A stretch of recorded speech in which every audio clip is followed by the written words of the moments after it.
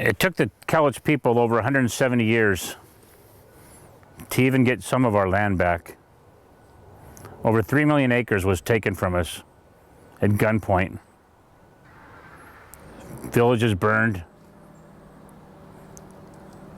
sweat lodges burned, longhouses burned, places we considered culturally important were burned.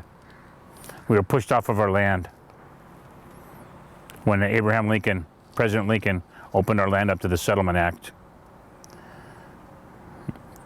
The next 170 years, or 160 years, was spent trying to recapture that land, to get some of our land back at least, so we could have a reservation where we could call home.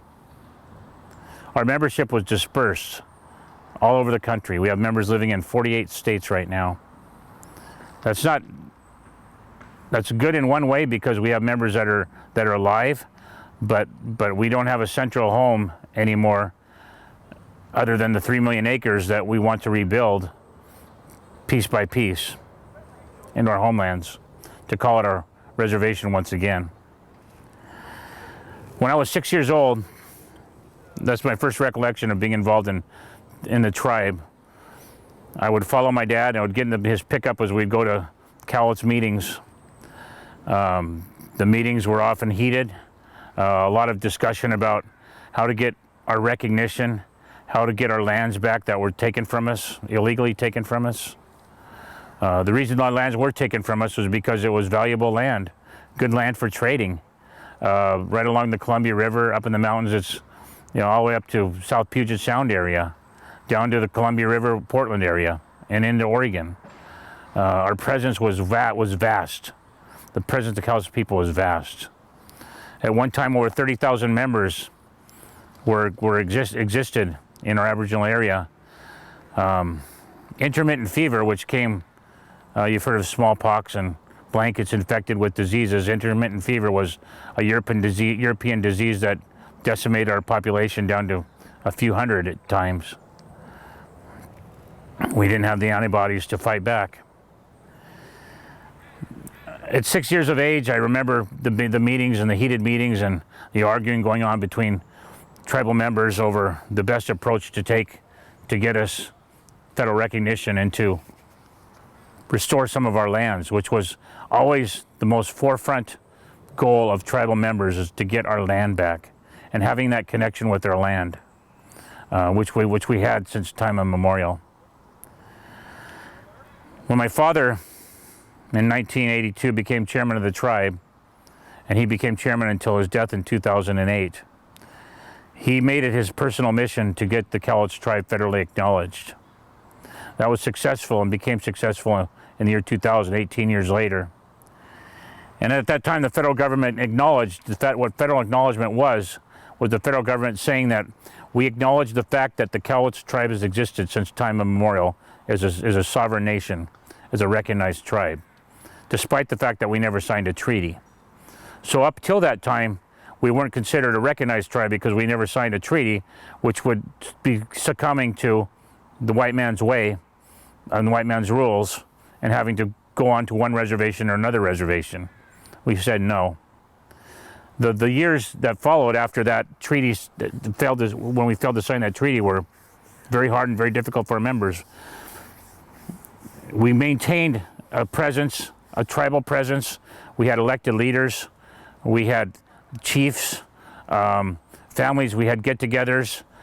We had maintained that continuity of government, if you want to call it tribal government, since the 1850s, which was one of the criteria that we had to prove when we became federally acknowledged. But we did prove that, and we were successful. When we got recognition, I was older, and so my dad said to me, get us some land. And I was a land developer by trade, very, very successful in what I do. I went out and I searched the entire I-5 corridor from Portland to Olympia, and then west and east up in the mountains and west out towards the ocean, to try to find a piece of land which we could call our initial reservation. As many people know nowadays, gaming is where a lot of tribes look when they look for a piece of land for their initial reservation. The reason it's gaming is because gaming has become the sole source of economic development that allows tribes to have an equal footing and access to capital with which they can now expand their government into programs that are important, like cultural programs and healthcare programs and housing programs and things to help our membership and also to bring our members back together. I did find the land, which was at exit 16, known as the center exit, on Interstate 5, and talked to the landowners and negotiated a purchase and sale agreement with both of them. The land on south of what was then called 319th Street and the land north of 319th Street to what would be our initial reservation. Knowing, and this is something that you'll probably hear from our spiritual leader Tana as she talks during these classes, is nothing's come easy for the Cowlitz people. We've had to persevere through rejection after rejection, sometimes taking decades to get an answer from the government. This was no exception. I applied for our land to be put into trust status from the federal government on the very same day in 2002 that our acknowledgement became final. Took 13 years from that time until the government gave us the okay. We were opposed by mainly commercial business interests, other gaming interests, other tribes in Oregon opposed us not because we didn't belong there, which they alleged.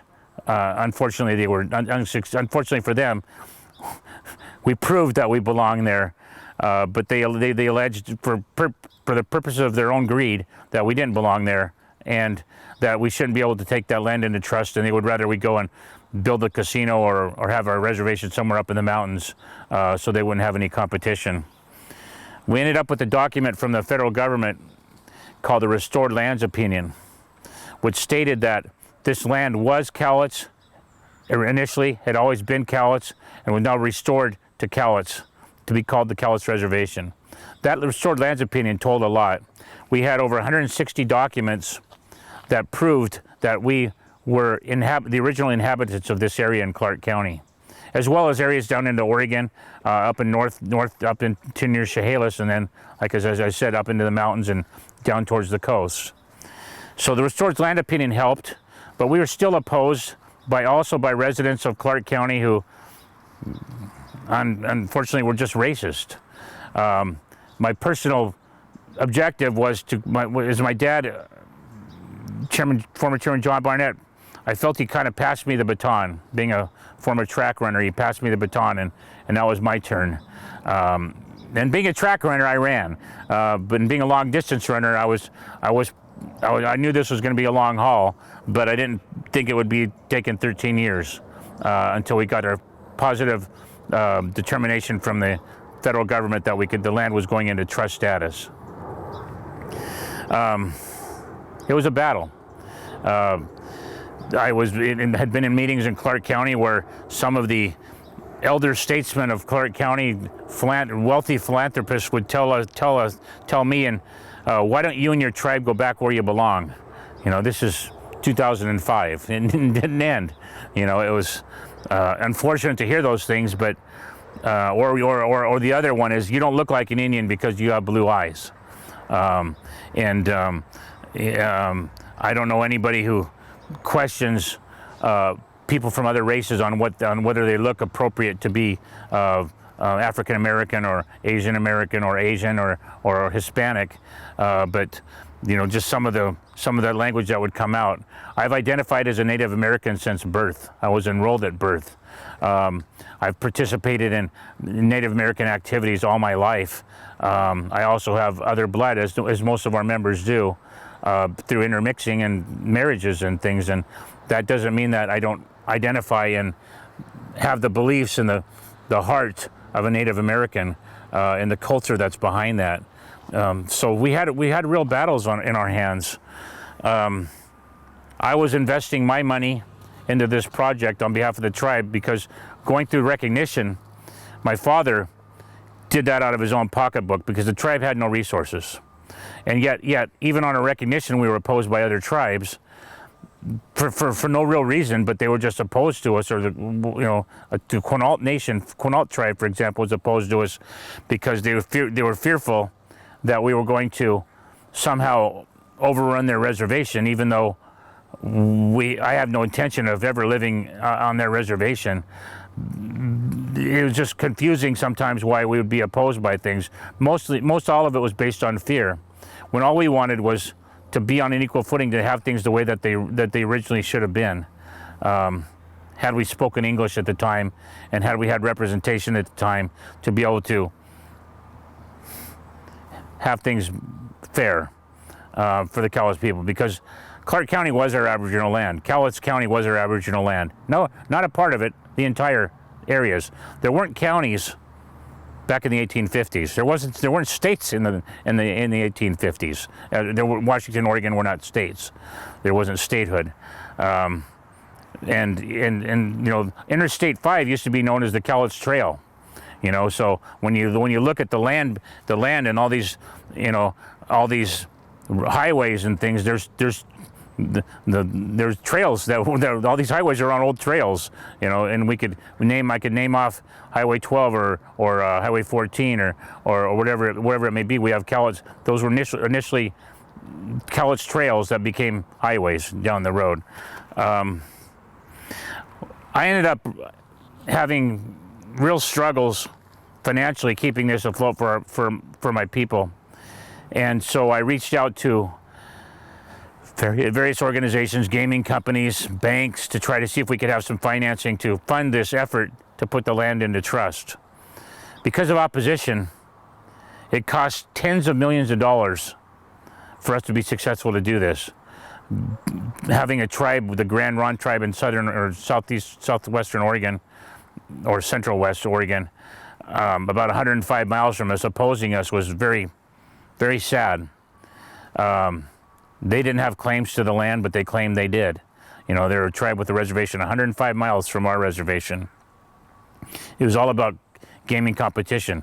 They had a very big war chest and a lot of money, so they threw millions of dollars trying to stop us from having our Aboriginal land, a piece of our Aboriginal land back.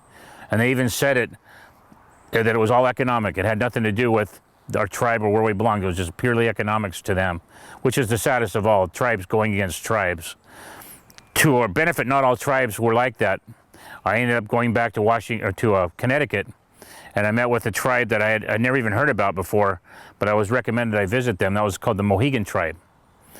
And the Mohegan tribe was a tribe like the Cowlitz that was had been recently recognized because they also refused to sign a treaty back in those days, and they were considered unrecognized, and they had the same fight that we had. So we were brothers in a way, cousin tribes in a way, because we had the similar struggles.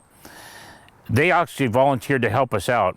They were told by then the living Senator John McCain that go help another tribe out. You were successful with your reservation, your economic development with the Mohegan Sun Casino. Go find another tribe and work with them. They were motivated to do so. And if it weren't for the help of another tribe to help us fight another tribe or to defend ourselves against another tribe, we wouldn't be where we are today.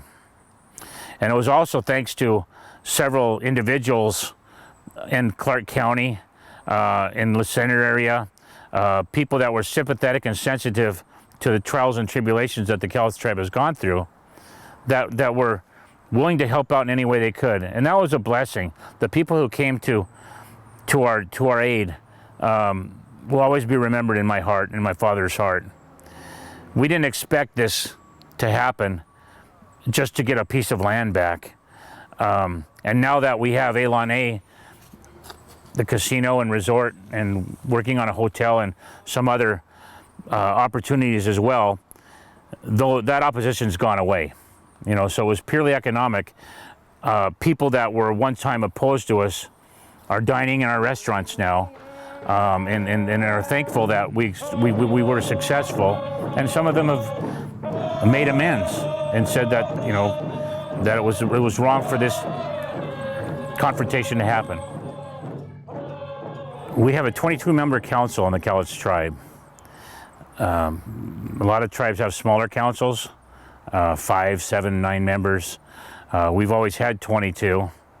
I don't know if it'll stay at 22, but right now it's very representative of the people, and we have 22 people that are committed to ensuring that our departments and our goals of the tribe are met. As I talk about departments in the tribe, I'll touch on natural resources, because that's one of the ones that affects the community that may be going unnoticed for many of you. Our tribe is constantly securing federal grants and money, and using our own money at times, to restore and rehabilitate wetlands, streams, helping with fish passage, improving land for wildlife habitat. We have a whole department, 13 people that work in that field.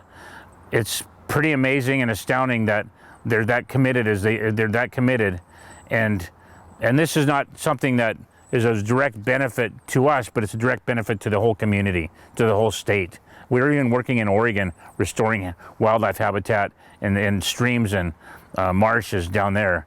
So outside of our Aboriginal area, just because it's the right thing to do. We're a leader there. We have a great relationship right now with the state in that regards. And it's exciting that we can keep building upon that.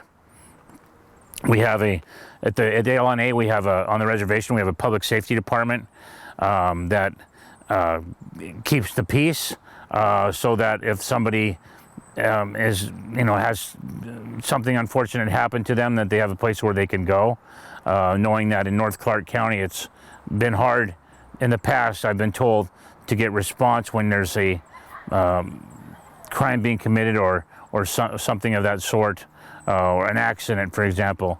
But having a police force there to assist in times of need is also a great benefit to the community.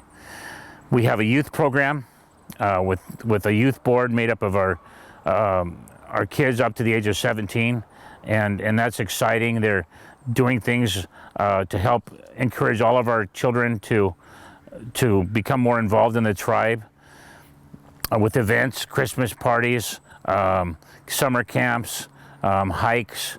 Our culture department is amazing in the things that they're doing to bring our Cowlitz culture to the community. We have a powwows that we scheduled up till COVID time that we were doing, which drew thousands of people. We'll be continuing those as soon as we can. Our cultural department is also helping us with building of a traditional longhouse, probably along the Cowlitz or Columbia River. They also help with interacting with our natural resources department and conservation and things that are important when it comes to disturbing of the ground where there may be some of our ancestors buried. This is something of the utmost importance to the tribe, that if we discover that, or if we hear about something, that we can remediate the discovery and properly, with proper respect, place our ancestors in a safe area where they could rest. Economic development is something that we're looking at in partnership with our community to help grow Northern Clark County, and bring more people to Northern Clark County. As you know, a lot of people go into Oregon to do all their shopping because of the tax-free, there's no sales tax down there, but having a reservation, we can sometimes get benefits from that as well, which we can then use to bring more business north into Clark County. It's a growing area, but hasn't been a lot of commercial growth, and we hope to be able to spur that, whether it's on the reservation or even adjacent to the reservation or off the reservation. All growth is good along the freeway if it can help the people get the services that they need. We have a transportation department that provides transportation to elders, not just our elders, but other elders. It's based out of Longview. We're trying to expand upon that. We would like to have transit buses coming more often to our reservation from both the north and the south. These are things that are in the works as we talk about these. As we talk about these and trying to plan them for the future. Elder care and health care is something that is really exciting probably the most exciting thing that I want to talk to you about, because we are actively working on creating partnerships with some of the biggest healthcare providers in Clark County and in Cowlitz County, so that we can use our sovereign status to provide services to all members of the community, not just Cowlitz tribal members or Indians, but all members of the community, and a good, safe place where you could go and get the best, top quality health care. So that's something that's, I hope we can announce something like that happening in the future, but at this date, there'll be meetings very soon with the leaders of some of these organizations to see what we can put together. And that's not just for like I said, not just for the Cowlitz people, because we're scattered all over the country, but this is for our neighbors, including yourself. A language program to restore our tribal language is something that we've been working on too. It was said by a great chief years ago that if you lose your language, you lose your tribe. And so we have been working with the Language Conservancy, which is a nonprofit out of New York, to help recover and restore our language and then teach it to tribal members. We're at the point now where you can actually have on your phone an app on your phone, and you could pull up a word in English, and then you could press the Cowlitz version, and or the Salish version. Excuse me, because Salish is the language that most of our members spoke.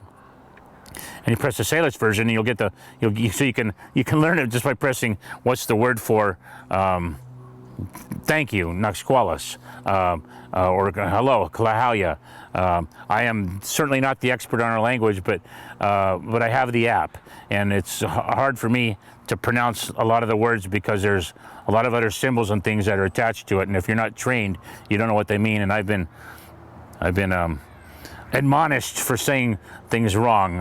I initially pronounced Elane as Ilani because that's how I thought it sounded, and I was lectured by some people far younger than I am that David is pronounced Elane.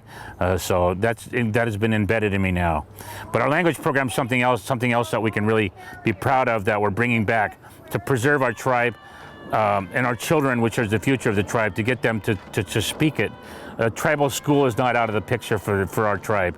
We have so many thoughts and so many directions that we want to go, all positive, to move us forward, to move the community forward. And it's just really important to us that you get to hear about those things. Our spiritual leader, Tana, asked me to give you some history and tell you where we're at today in my own words. And I'm thankful. Thank you, Tana.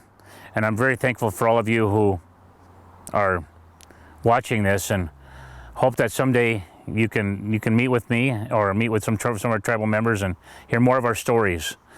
There's a lot, and to hear, especially if you hear it from the elders, because the way that it was inspires me. The way that it was and the hardships that we've had inspires me to make things better every single day. So Naxqualis, thank you very much.